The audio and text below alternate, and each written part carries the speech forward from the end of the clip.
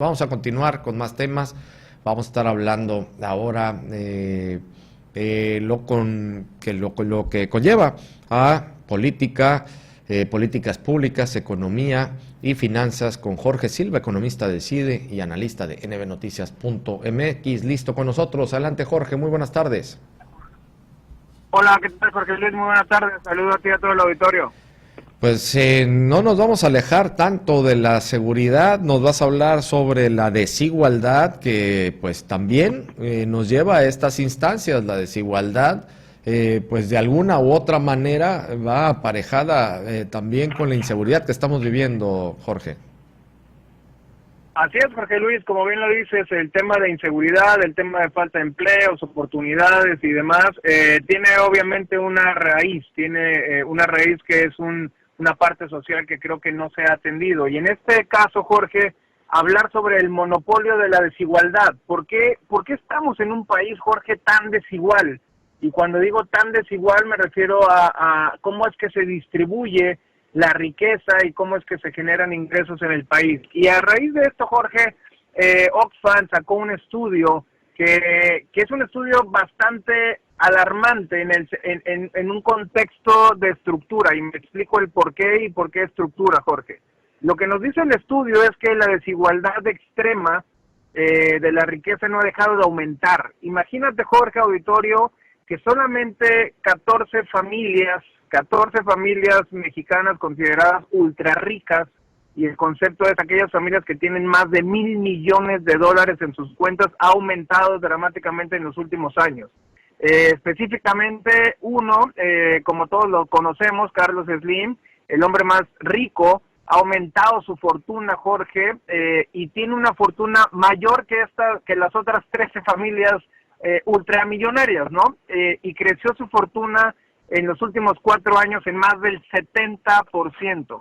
Él, junto con otra familia de Germán Larrea, prácticamente les corresponde 6 pesos de cada 100 que nosotros tengamos en la bolsa, Jorge. Ese es el tamaño de la riqueza que tienen. Y representan, nada más para seguir poniendo datos, representan la riqueza, Jorge, de más del 50% de la población más pobre de América Latina y del Caribe. Es decir, representan la riqueza de 334 millones de personas. Así está distribuida la riqueza, Jorge. Para hacerlo más explícito, Jorge, en la universidad que tengo el gusto de dar clases, doy la clase de distribución del ingreso y pobreza. Entonces, imagínate lo contraste de tratar de enseñar política pública para distribuir la pobreza cuando estamos en un país que se concentra en 14 familias. ¿Cuál es el tema aquí, Jorge, y por qué tiene que ver con seguridad, con temas de gobierno y lo que hemos estado analizando en las últimas semanas de por qué el Estado sí importa?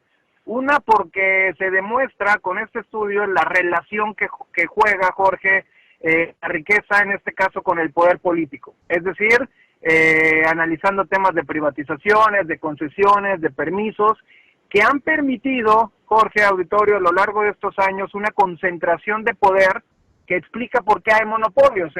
Académicamente explicamos el monopolio, que es una distorsión del mercado, porque nosotros como clientes al final no tenemos tantas opciones de decidir, simplemente alguien controla todos los medios. Y aquí, por ejemplo, beneficio que se dan esos monopolios tiene que ver, no importando la economía, y si hay choques económicos como la pandemia, como fue este caso, generan estos monopolios mucho más riqueza. Se calcula, Jorge, que de septiembre del 21 al septiembre del 22 capturaron el 60% estas 14 empresas, el 60% del alza en los precios. Es decir, todo lo que nosotros veíamos con temas de inflación, había un nicho muy, muy, muy pequeño de la población que lo absorbía.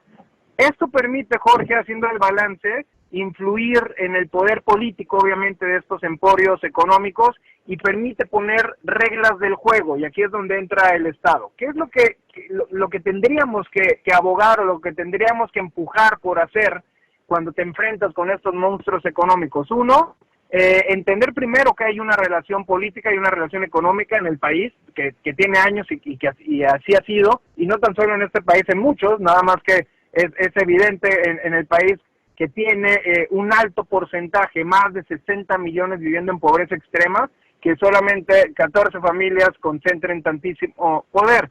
Necesitamos nuevas reglas del juego, entender que la economía es política en nuestro país. Recordarás tú, Jorge, del auditorio, que en Estados Unidos se pelean, o hay una frase muy trillada que dicen, es la economía, y ponían un adjetivo como tonto, ¿no? Es la economía, tonto. Bueno, en este caso podríamos decir, es la política, tonto, ¿no? Tiene que ver con la parte económica, y aquí entra el rol del Estado. ¿Qué Estado queremos, Jorge? ¿Por qué tendremos que salir a votar? ¿Por qué nos importa estar participando como sociedad civil para un Estado fuerte en el sentido regulador? Uno, porque necesita precisamente poner reglas a monopolios, porque necesitan, más allá de sus costos políticos, tener una reforma fiscal que es tan repetitiva sexenio tras sexenio, y nuevas estructuras empresariales, Jorge, donde todos jueguen, donde todos tengamos una participación y no se ataque o no se bloquee a la parte pequeño, mediano, grande empresario. Una sola persona, Jorge, otra vez, controla prácticamente, tiene la riqueza de 63.8 millones de mexicanos, Jorge. Esa es la dimensión que se tiene en un tema empresarial, en un tema que se ha visto vinculado con la política, y donde tendremos que analizar cuál distribución del ingreso, Jorge, cuál es el análisis que hemos hecho de formalidad contra informalidad. Es decir, sí, quizá en indicadores se reduce la pobreza, pero pues también aumenta la población, y en términos relativos seguimos exactamente igual. Se aumenta el salario mínimo, qué bueno, Jorge, hay que festejarlo y no hay que escatimar en eso. Se aumenta el 65, casi 0.2% del salario mínimo, que ha crecido en los últimos años. Pero no es suficiente, Jorge, cuando se solapa este tipo de acciones y cuando solamente se dejan pasar, Jorge, porque hay muchos intereses, en este caso económicos, con respecto a la política. No es el dinero, Jorge, es la política. Sí, Jorge, estoy escuchando muy atento a estos puntos que nos analizas. Estoy de acuerdo con ellos. Yo le metería aspectos también, Jorge. Tú haces el énfasis en las políticas públicas, por supuesto, en la distribución de la riqueza, coincido contigo.